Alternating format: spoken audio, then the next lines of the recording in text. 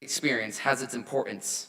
Even the cookie crumble incident, the cops being called on the junior trip, someone not understanding that you cannot leave cookie dough on a hot bus for more than 5 hours and still expect to eat it.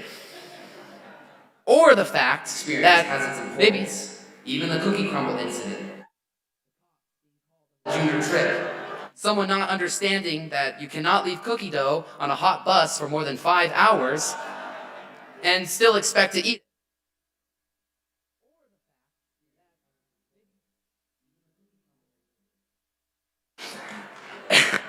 And hopefully, some of you will realize that drinking 3 cups of coffee worth of caffeine on a daily basis will not be the best for your health in the long run. Alessandro, Grand Thumb, Ani. All these memories we created together also include the ones we made with our teachers. So, I want to quickly thank our faculty and staff from the bottom of my heart. Not only have you had to spend more than 6 hours with us on a daily basis and not go insane, but you all spent even more time planning our curriculum to ensure our success. And I cannot thank you enough for that. The person I am today, what the senior class of 2025 has grown into, is because of the care you all have put into each and every one of us. So thank you once again, and I wish you all the best. Every memory is important. Well, maybe not exactly the Zoom calls we had. Those can be forgotten about. Especially the time Santiago wore the wrong costume piece during the junior play, even after I told him it was the wrong piece. We can probably also forget about that one too. The reason is that everything we have experienced weaves together, creating the shroud that we are today.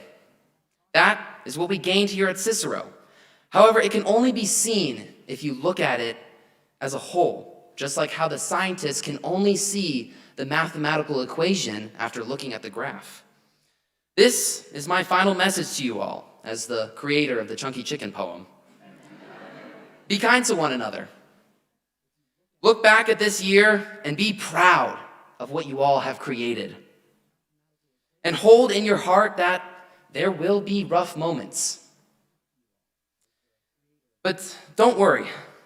Everything we have created here, all the times we've laughed together, all those moments will be remembered through the 2,000 ducks we planted around the school.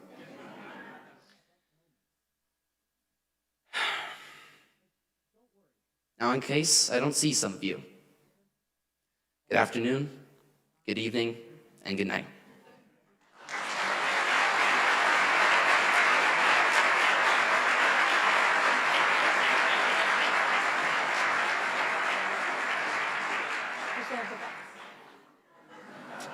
Okay. 1,999 on campus. Just kidding. Thank you, Mr. Bejarano, for your thoughtful address and for bringing your glad tidings and good cheer to almost every day during your time at Cicero. Next, I'm very pleased to present to you the valedictorian of the class of 2025, Mr. Adam Myers.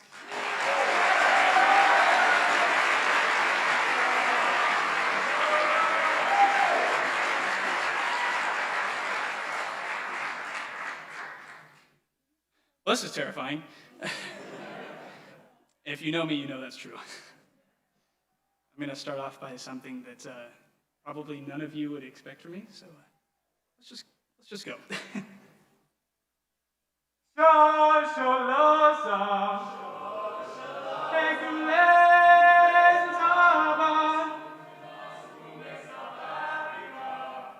I'm glad some of you picked up on it.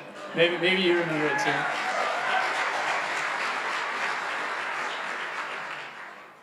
But I ask, why sing that?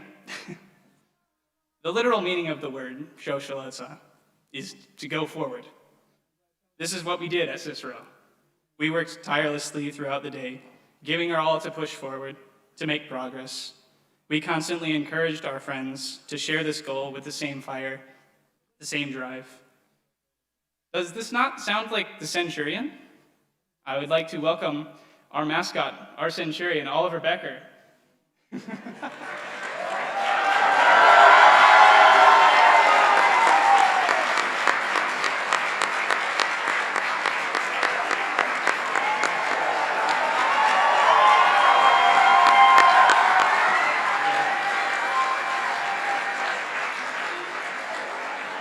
I think this guy represents what Cicero is all about very well. And he's helped us through not just, understanding what we're doing here at Cicero, but also all those middle school events that, he really brought the spirit of Cicero to. So well done. Congratulations, Oliver.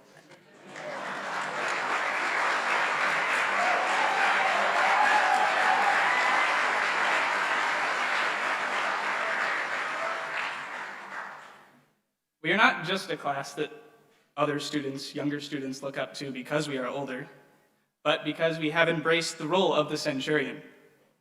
I can already imagine the groans. And Trip, I see you rolling your eyes over there, but despite that, and as some of you know my rocky relationship with analogies, we don't talk about that. I believe this is a worthwhile pursuit. In his histories, Polybius defines the character of the centurion by three things: profound leadership, intellect, and perseverance. I think there is great evidence that our class has demonstrated these attributes with incredible determination. Each of us has become a leader at Cicero, whether you're aware of it or not. We have demonstrated our unique understandings of all kinds of things, and we have struggled through the most difficult of times. Of course, physics students know this more than anyone else. Together, we form the most tightly knit class I know. Perhaps a bit too close at times, Micah? During a Greek class, Mr. Sherman spoke quite highly of his junior Greek class, which Mr. Ty Erickson met with what I perceived as an extremely sharp glare and an enthusiastic reply to the effect of, "Mr. Sherman, our class does literally everything at the school." In some way, I agree, and I think that many of you would agree as well.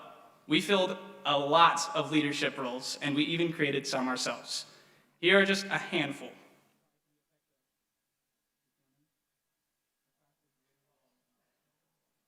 Our sportscaster, Grantham Smith.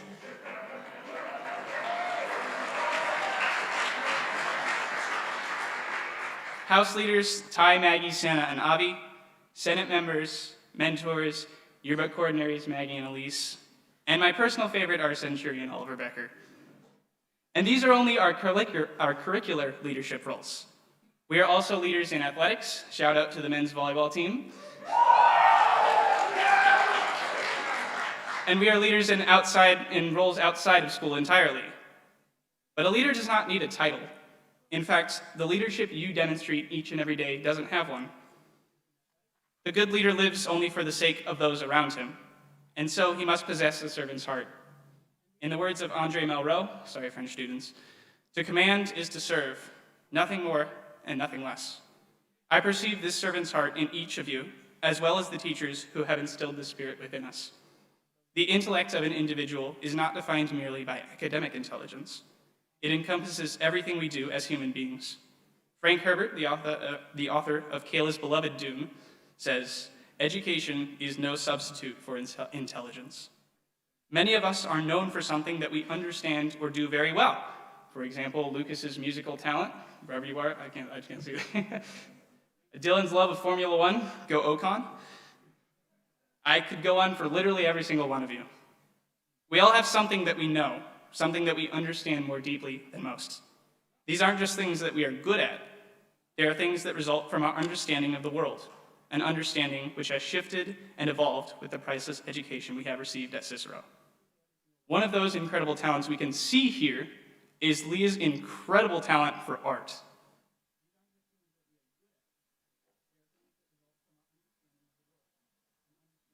I mean, I really don't know how she does it, and it makes me mad every time I see it.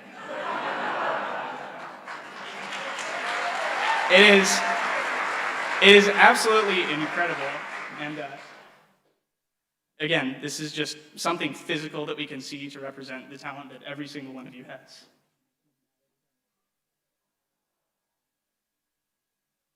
Just like leadership, we all have something incredible to share with the world. And I urge you to continue pursuing that thing, whatever it may be. Fyodor Dostoevsky would agree that the mystery of human existence lies not in just staying alive, but in finding something to live for. Polybius' final condition for the true centurion, perseverance, has been demonstrated quite clearly, and perhaps in the highest respect. We have always risen up to the occasion, regardless of our doubts or our fears. I like the way F. Scott Fitzgerald puts it. Never confuse a single defeat with a final defeat. Maggie's perseverance is a great example of this.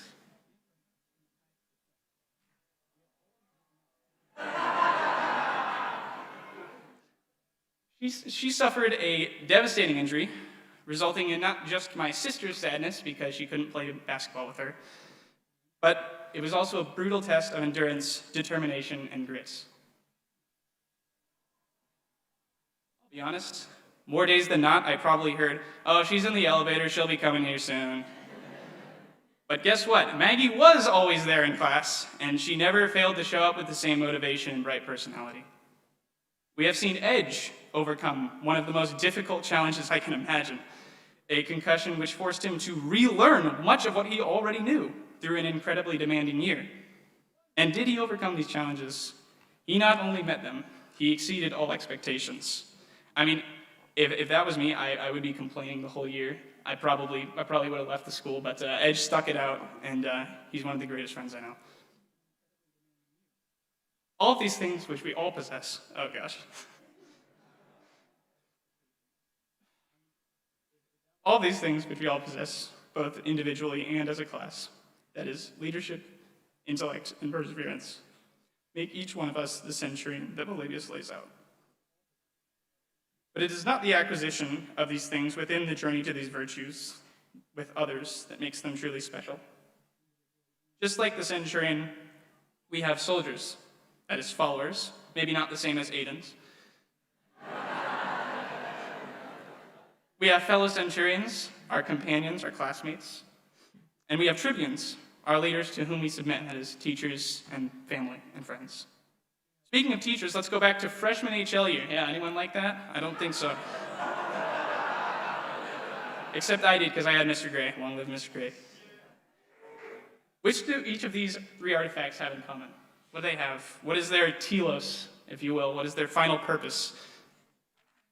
To me, they all serve the purpose of support. One socially,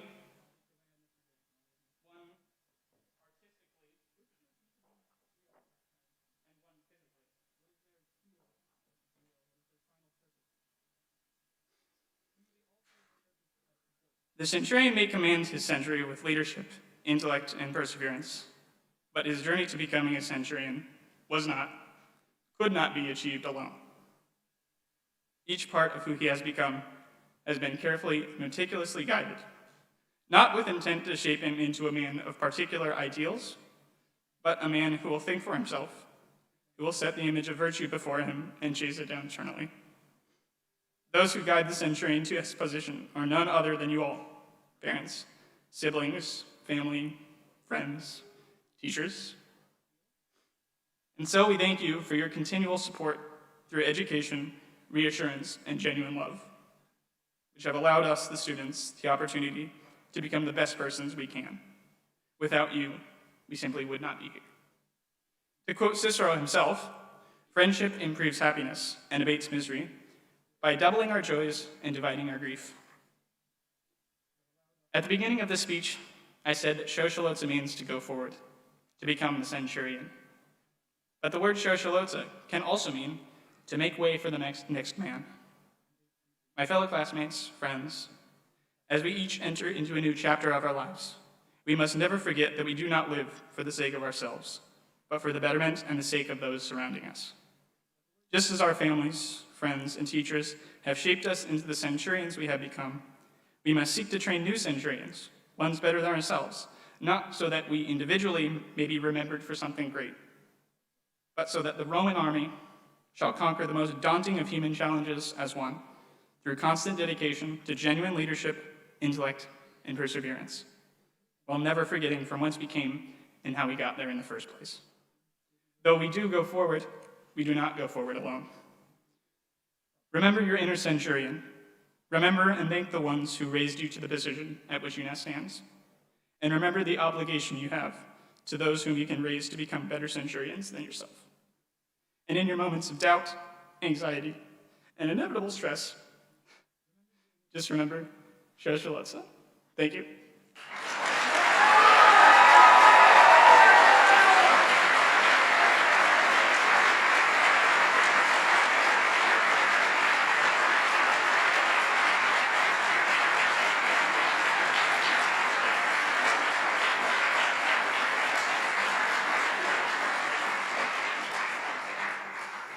I moved the box of tissues earlier because I was like, why would a speaker need tissues while he's talking?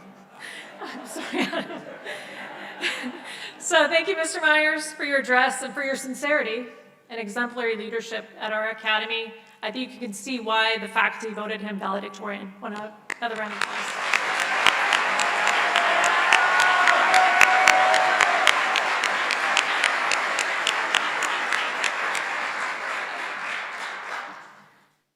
Oftentimes, an academy invites a guest to be a commencement speaker, but as I was thinking about this class and who was best suited to know what word might best serve them, I looked to our very own faculty.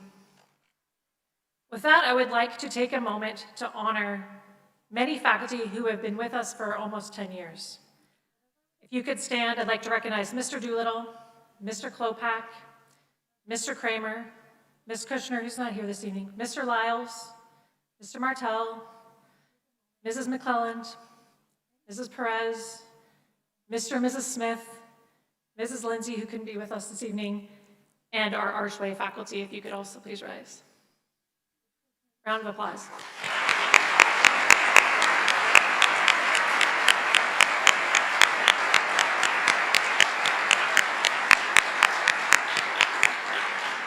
Thank you. And there are many faculty on their coattails, so don't be dismissive of that. I want to give a special thank you to Mrs. McClelland, who is closing her 10th year here at Cicero and beginning a new chapter of motherhood. If you can please rise, Ms. McClelland.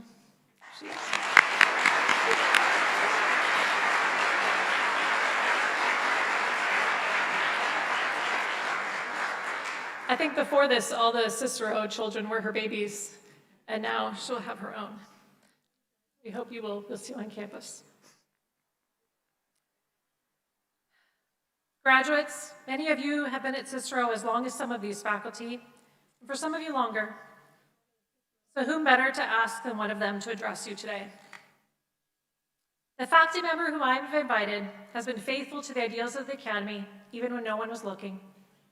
Subtle in his manner, in order for others to step into their own. Slow to speak, so others could learn to speak. Quick to listen, especially to those who felt they had no one else to listen to them. He has taken seriously the care and condition of all students, without complaint and without prompting. He often chooses to remain in the background, but always in service to others. I'm not even sure if anyone even sees him come to work or leave work.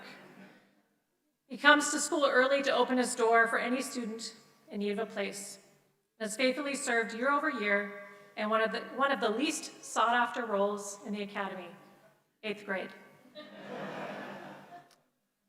While this class has had many beloved personalities help form and shape them, we perhaps owe the greatest debt and greatest honor to the teachers that have stayed the course year after year, sought little recognition, and taken difficult roles to serve all of our students well. To send you forth, the Academy has invited Mr. Benjamin Kramer to offer today's commencement address. Mr. Kramer has been an educator for nearly 15 years. He joined Cicero Prep in 2016, and he currently teaches Lit Comp and Humane Letters in addition to serving as master teacher. Mr. Kramer has his bachelor's in English Language and Literature and a master's in Rhetoric and Composition from the University of Michigan. Please join me in welcoming Mr. Benjamin Kramer to the podium.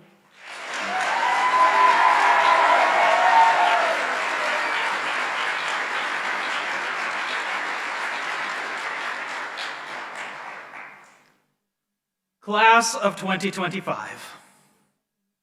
This is a moment of celebration. This is a moment of relief. It is the best of times. It is the worst of times. It is an age of wisdom and an age of foolishness. It is a time of belief. It is a time of despair. You have everything before you. You have nothing before you. You are all going straight to success. You are all going straight the other way. You recognize, I hope, that I am riffing on the opening lines of Charles Dickens' A Tale of Two Cities. When he published that famous paragraph in 1859, he was writing at a time and about a time that was marked by revolution and turmoil. He lived in the middle of a century riven with ideological conflicts and territorial disputes. New technologies and communication that connected people and drove them further apart. New mechanisms for industry and for war, and new avenues for expressing religious fervor, enacting political violence, and succumbing to philosophical despair.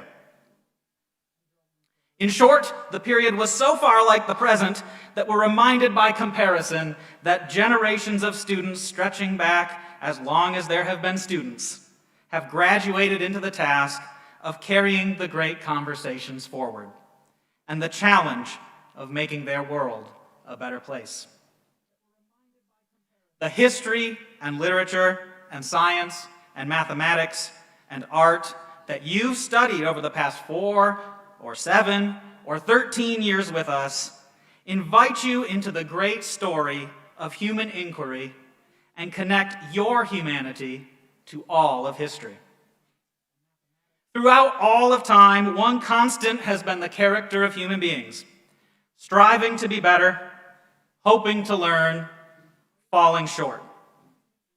In the figures and characters of the past, you have seen your pride and your prejudice, your crimes and your punishments, your confessions, your infernos, your republics, and your odysseys. It should serve to remind you of that common human story with common human struggles. These great books you have read are evidence that you are just the latest example in the vast history of everyone who's ever stood on the precipice of adulthood and wondered how to make sense of themselves and their world. But it should also be a call to continue to grow into a greater and deeper understanding of the world and your place in it. No matter what you think you understand now, you can always understand more. I'm glad to stand here representing the teachers who have been able to see you grow and learn over the past several years. We met you as unrefined potential and have seen you become the young men and women now sitting before us. Young men and women ready to rise and meet the challenges the world has for you. Of course, this perspective means that I also have the privilege to know which of you in 7th grade tried to skip class on poetry recitation days, and who hoarded the cafeteria's plastic spoons, and who avoided diagramming sentences by starting a paper ball fight, and of course, who ate rocks on Catalina Island. But it also means that I can be proud to have seen you over the years since perform soliloquies for Mrs. Lindsay, calculate complicated equations for Mr. Lucas, design experiments with Mr. Martel and Mr. Fontes, conjugate tricky verbs with the language teachers, and answer difficult questions from your thesis defense panels. You have done a lot of learning and growing together, and it has taken you this far. Now it is time to step farther. When you sat down in those chairs, that was your last act as high schoolers. When you rise in a few moments, you will rise as graduates. It is in this time awaiting that next step that I get to offer you this last lesson as Cicero students. It's common to think about graduation as an ending. From the first day of kindergarten to the last day of senior year, school has been the main structuring element of your life. It sets your calendar, shapes your weeks, and provided regular expectations of milestones quarter after quarter, year after year. It is the environment in which you've cultivated your skills, tested your minds, and built connections and community with many different students, teachers, coaches, and advisors. I hope you might describe your time at Cicero much like Elizabeth Bennet in Pride and Prejudice described her education. Quote, "Such of us as wished to learn never wanted the means. We were always encouraged to read and had all the masters that were necessary. Those who chose to be idle certainly might." Yet, although you have accomplished much, do not think you've done it all. mastered everything, and stand before us as complete. For as much as a high school graduation marks an ending of one era of your life, it is just as much the beginning of you taking full responsibility for a process already underway. You are like, as you may have suspected all of us, children and adults alike, in a continual process of changing and growing and becoming. Dostoevsky mocked those who thought graduation conferred some great permanent understanding.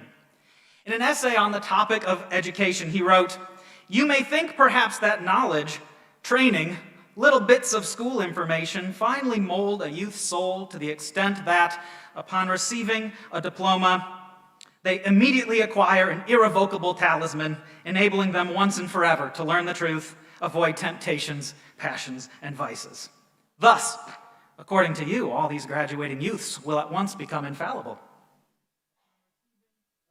We know that's not true.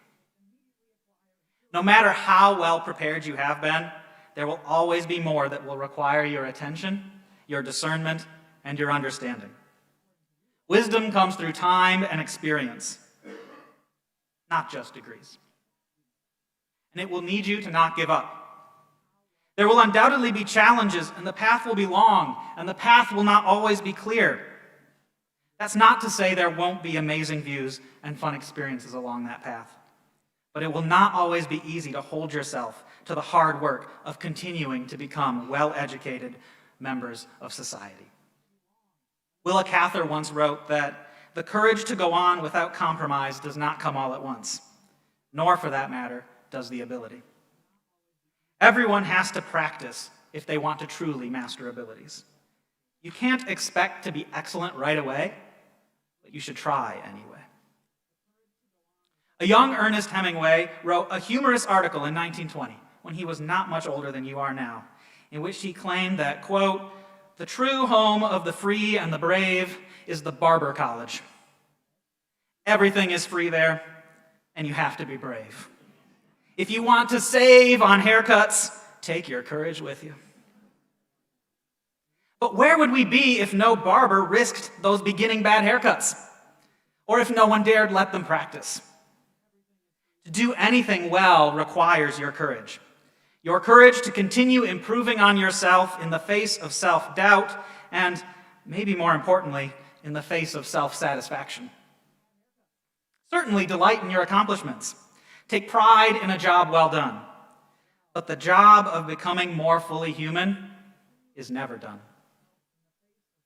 Today is not an ending or a beginning, but a continuation.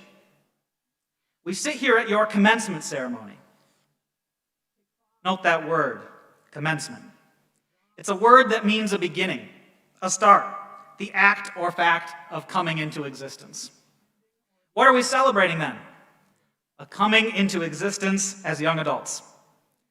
A start of the rest of your lives. The time to put away childish things and embrace the difficult but satisfying work of living and learning as adults. No matter where you go from here, you will continue your education. You've had a good start. Now is the time to take that start and make it grow. You are like plants that have been incubating in a small greenhouse. Safe, well-tended, provided with everything you need to sprout strong, healthy roots. You've been fed with the healthy soil and nutrients of the curriculum, tended by patient farmhands that are parents and teachers, and given time to grow solid roots and sprout upwards. Now is the time to be replanted. Every season needs the old to fade away so that the new can take its place. Part of a normal cycle of growth, to seek out good places to plant your roots and stretch yourself to greater heights. Do not limit yourself by falling into temptations that promise easy answers. Do not ignore assigned readings, take shortcuts through practice, or let computers do the writing and thinking for you. Do not cheat yourself out of a chance to be human.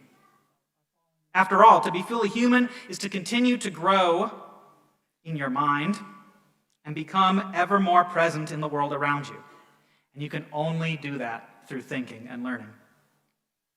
As you move into the world, avoid those temptations to narrow your mind. Stay open to the joys of science and math, as well as history and literature, and every subject in between. The joy of discovery runs through all subjects, and though you may naturally prefer some over others, the sign of a great mind is the ability to be familiar with and understand a wide range of topics and concerns, and to find delight in learning from those who have explored before you while building out your own understanding when whim or necessity brings it back into your focus. There's always the temptation to allow one or the other to fall away as you specialize in your studies and in your careers. Our culture often throws a false divide between the STEM subjects and the humanities. But there is wonder to be found in every subject and joy in allowing both to give you a full context of life, the universe, and their mysteries.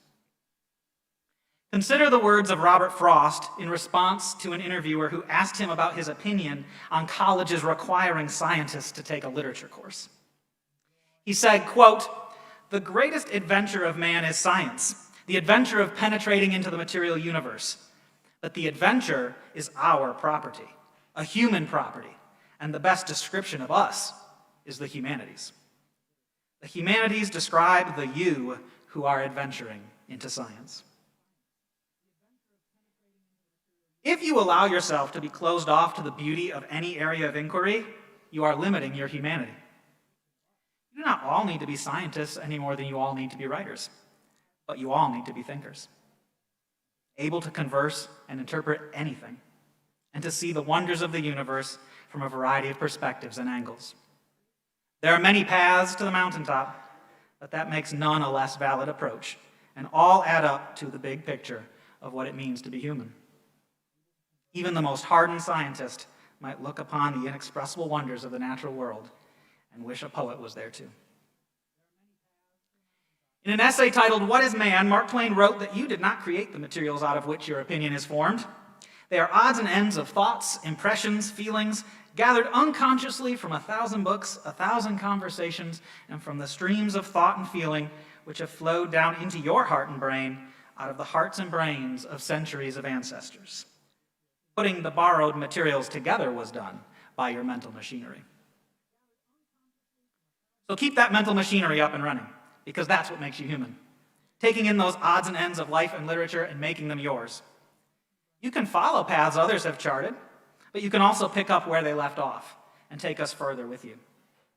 By being open to this process, you will become more fully aware, more fully alive, and more fully human. After all, to be liberally educated, as you are, has that liberating power. Liberal, liberator, liberty, back to the Latin roots, means freedom. To be truly free is to have the capacity to learn. To be truly free is to take the raw materials of the world and make sense of them. To be truly free is to always seek to deepen your understanding of the world and your effect upon it, and act accordingly. Recall Frederick Douglass' efforts to teach enslaved people how to read and write. He recounts how, quote, "They came because they wished to learn. Their minds had been starved by cruel masters. They had been shut up in mental darkness. I taught them because it was the delight of my soul to be doing something that looked like bettering their condition. And I have the happiness to know that several of those who came to school learned to read and are free through my agency." Douglass acknowledged that it is not enough to know on one's own. To be lit up with the fire of knowledge is to be filled with the compulsion to share it. If knowledge is freedom, then with freedom comes responsibility. Just as Douglass used his newfound awareness to help pull others out of their lack of understanding, and just as Plato cautioned us against mistaking the shadows on the cave wall for the reality of things, once you have been gifted with the ability to learn, it would be a shame to deny yourself the truth. And it would be a shame to not share that truth with others, to return to teach those still enslaved to their ignorance, or who sit comfortably staring at shadowy distractions, mistaking them for the real world.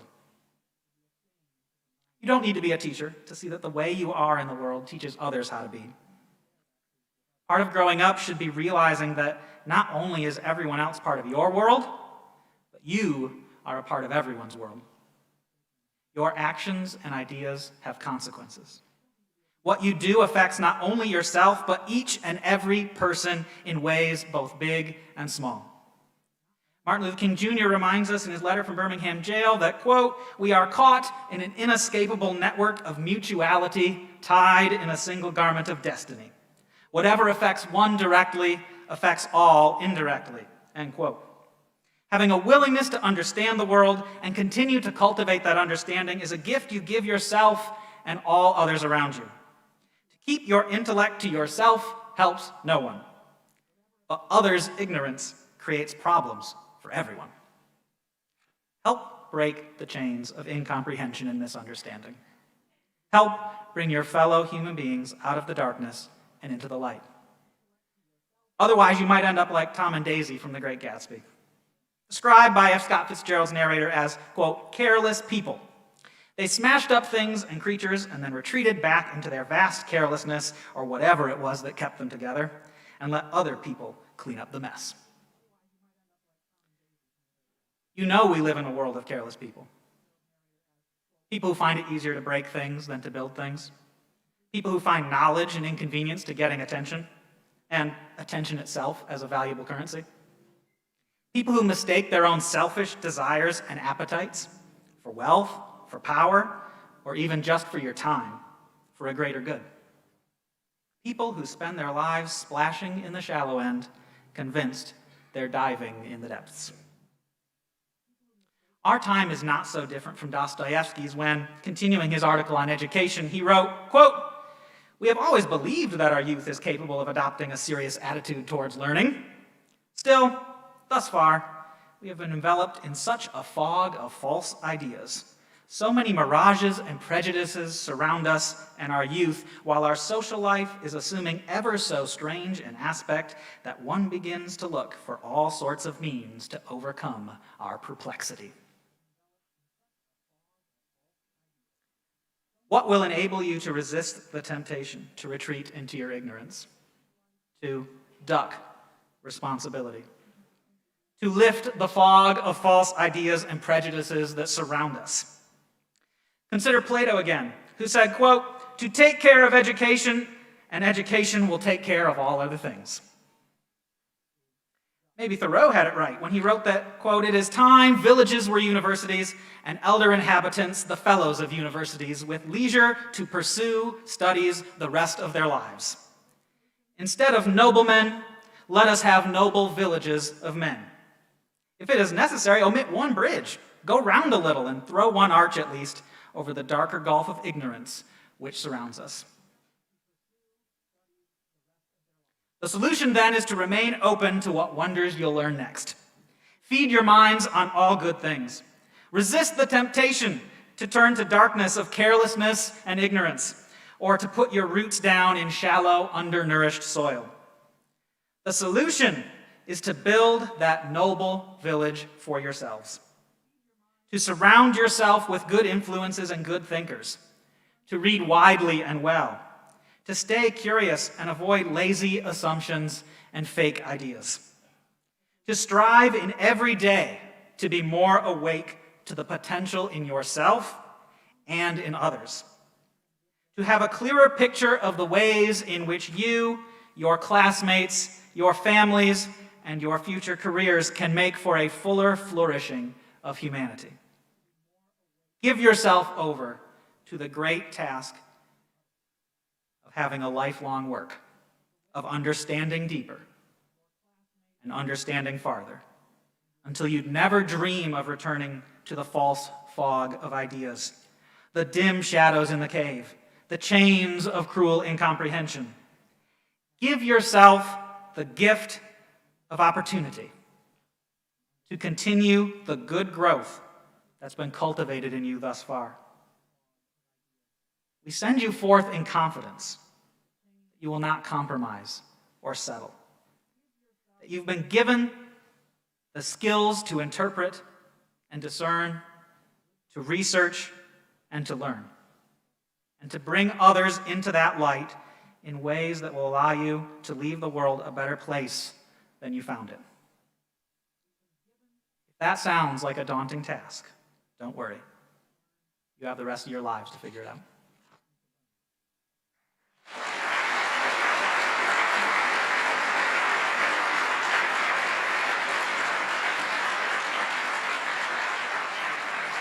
Thank you, Mr. Kramer. We have now come to the central moment of the evening in which the Academy will grant diplomas to the class of 2025. I ask Mr. Gregg, our assistant headmaster, to come to the podium and call the roll of the graduates. Please make sure the aisles stay clear as well because the graduates will be recessing.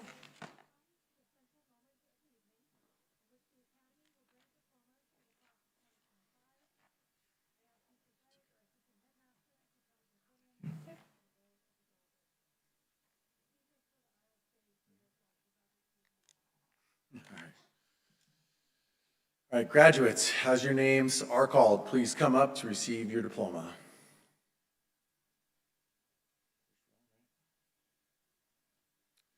Alejandra Artiles Tijerano.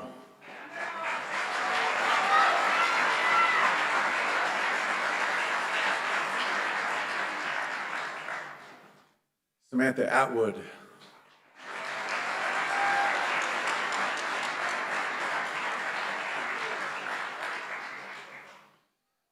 Inun Badral.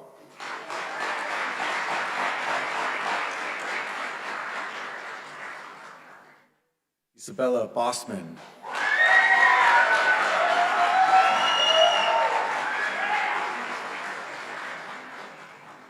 Oliver Becker.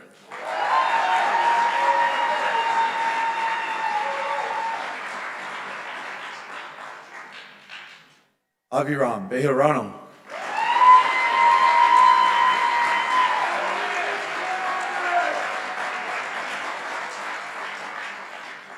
Melvin Bindula.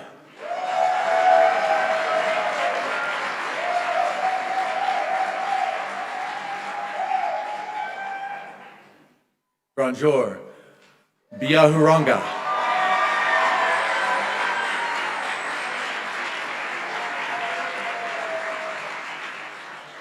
Trip Cochran.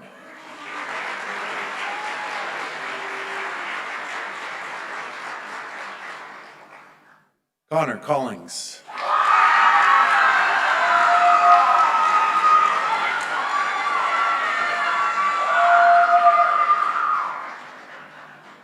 Edge Conley.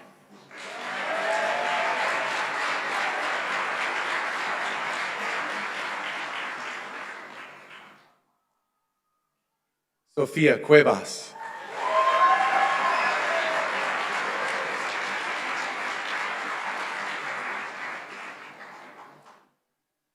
Alessandro de los Santos.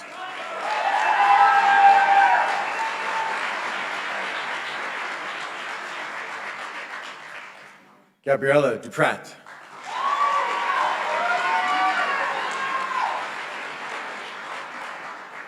Ty Erickson.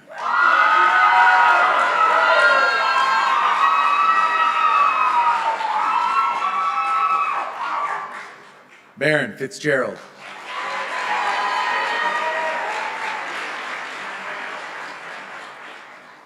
Lucas Skalowitz.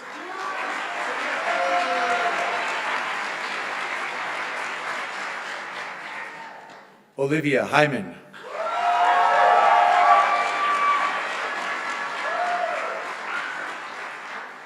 Max Holden.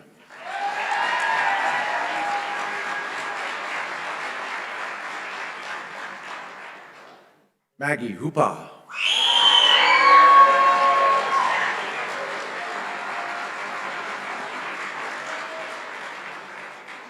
Ryan Kayo.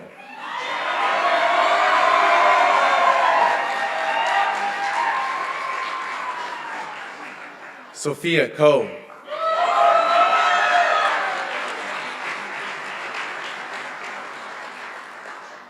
Valerie Kudraetsev.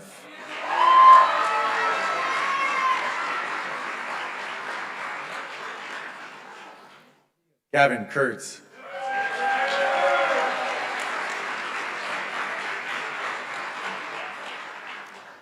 Joshua Lott.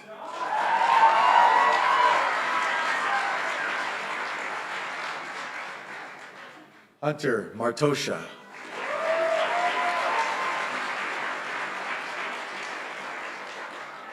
Nicholas Matrin.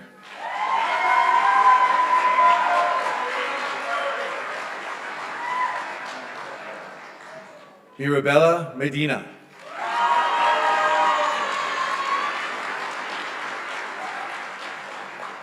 Kayla Markel.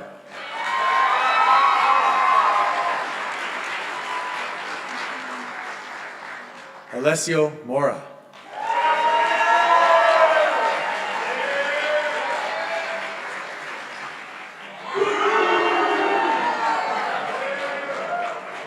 Adam Myers.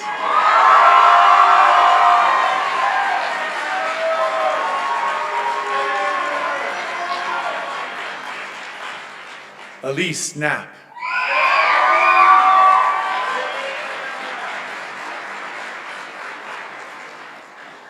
Bashoy Adel Farhan Naruz.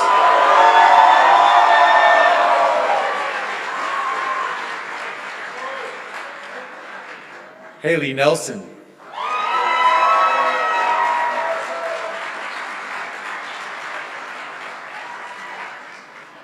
Haley Proctor.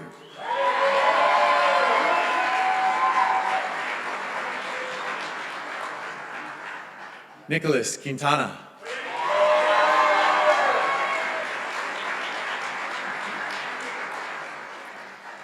Grantham Smith.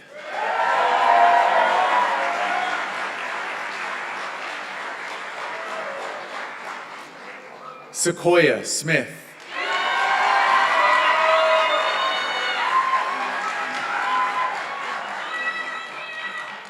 Dane Stevens.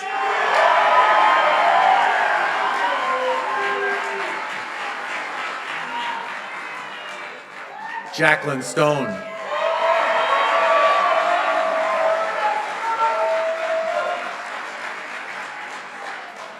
Micah Thurman.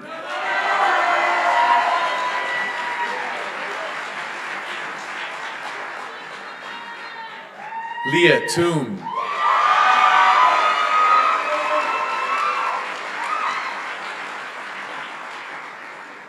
Aiden Valadez.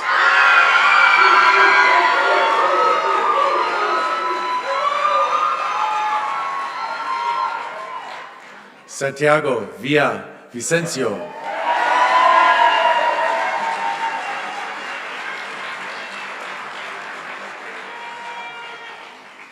Sienna Westcott.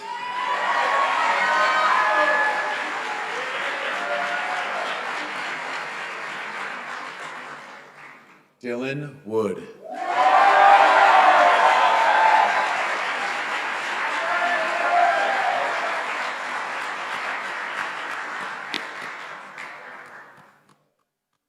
Right.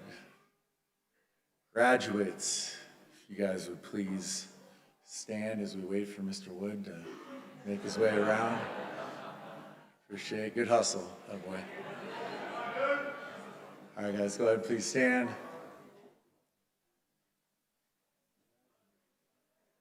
Great job, Dylan. All right, everyone, let's go ahead and take our tassels.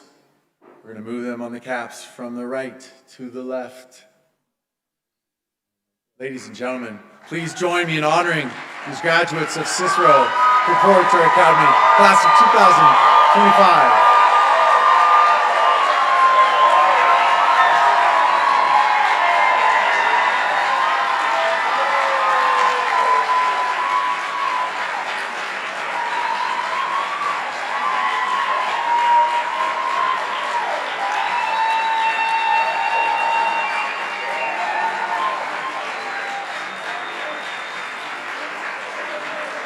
Graduates, please remain standing. Audience, if you guys would please stand for the recessional. Wish congratulations to the class of 2025. Good night, and for one final time, farewell.